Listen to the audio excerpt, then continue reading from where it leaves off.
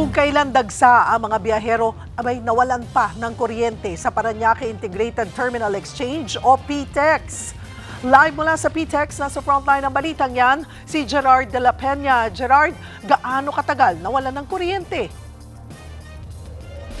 Cheryl, mga 1 minuto lang naman yan at kagad ding naibalik yung kuryente dito sa PTEX. Mabuti na lang dahil napakarami talagang tao dito ngayon dahil marami yung gustong bumiyahe at makauwi sa kanilang probinsya isang araw bago ang bisperas ng Pasko. Sa sobrang daming ang tao dito, wala nang mapwestuhan yung mga pasahero sa mga waiting area. Kaya yung iba ay sumalampak na lang doon sa mga hallway dito. Pinakamaraming mga pasahero dyan sa boarding gates ng mga biyahe papuntang Bicol. Ayon sa pamunuan ng PTEX, sa pinakamataas ang demand para sa mga biyahe na papuntang Camarines Sur, partikular na sa Naga at doon din sa iba't ibang bahagi ng Albay. Meron ding bumabiyahe papunta sa Visayas at Mindanao at meron din doon sa mga mas malalapit na probinsya katulad ng Batangas at Laguna. Marami rin yung mga pasaherong nandyan sa mga ticket counters dito sa PTEX. At makikita natin meron ng mga nakapaskil doon na fully booked na mga biyahe hanggang January 31. Pero December 31 rather. Ang sabi ng PTEX management huwag mag-alala dahil kahit walang reservation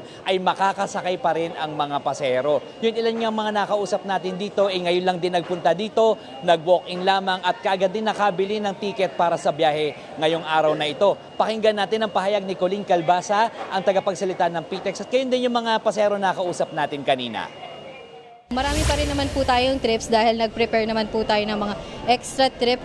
Marami po tayong mga bus companies na nag-commit to add their supply. Marami po tayong mga LTFRB personnel na nag-i-issue na rin ng special permits. And I'm planning talaga na kahit day trip, pero usually travel kami in the evening.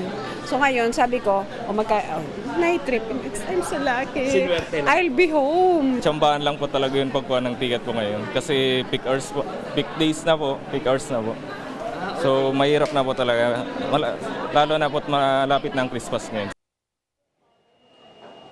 Cheryl, ngayon yung peak day ng peak travel season at inaasahang malampasan pa ngayong araw na ito yung 203,000 na pasahero na record para sa taong ito na nakamit kahapon. As of 6 p.m. ay nakapagtala na ang PTEX ng 172,000 passengers. Naku, madami yan, above average po yan mga kapatid. Kaya yung mga nagbabalak na pumunta dito, paalala lang po bawal yung matatalim na bagay at yung mga gamit na pwedeng pagmulan ng sunog. Kukumpiskahin yan at ito-turn over sa PNP. At doon naman sa mga may balak magdala ng kanilang alagang hayop, para sigurado makipag-ugnayan muna kayo doon sa mga suki ninyong bus companies.